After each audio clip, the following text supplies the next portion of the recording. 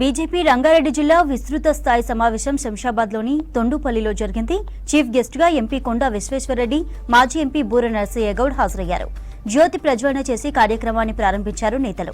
ఆ తర్వాత బీజేపీ తీర్మానాన్ని ప్రవేశపెట్టారు. కేంద్ర బడ్జెట్ విషయంలో కాంగ్రెస్ రాజకీయాలు చేస్తోందన్నారు కొండా విశ్వేశ్వరరెడ్డి.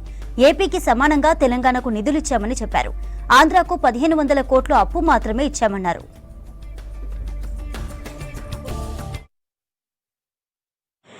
తెలంగాణ పేరే తీయలేదు. అయితే నేను స్వాతంత్రం నుంచి ఇప్పటి వరకు ప్రతి బడ్జెట్ స్పీచ్లో చదివిన మొట్టమొదటి బడ్జెట్ ప్రవేశపెట్టింది షణ్ముఖం గారు. ఇవి ఎందుకు చెప్తున్నా అంటే నేను ఇక్కడి నుంచి మళ్ళీ వెళ్ళిపోతాను. మీరు ఇక్కడ ప్రతిపక్షాన్ని ఎదిరించాలి మీరు.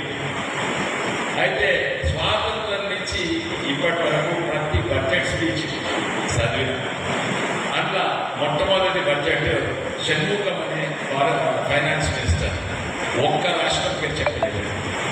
దాని తర్వాత జాన్ మెథాయ్ అనే ఫైనాన్స్ మినిస్టర్ ఒక్క రాష్ట్రం పేరు చెప్పలేదు.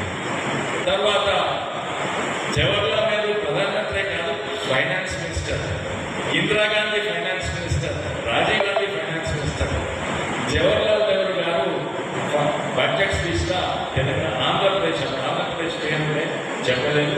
ఏ రాష్ట్రం పేరు చెప్పలేదు. ఎందుకంటే ఇది బడ్జెట్ నేషనల్ బడ్జెట్, ఇది రాష్ట్రాల బడ్జెట్ కాదు. ఎప్పుడు కూడా స్వాతంత్రం నుంచి 19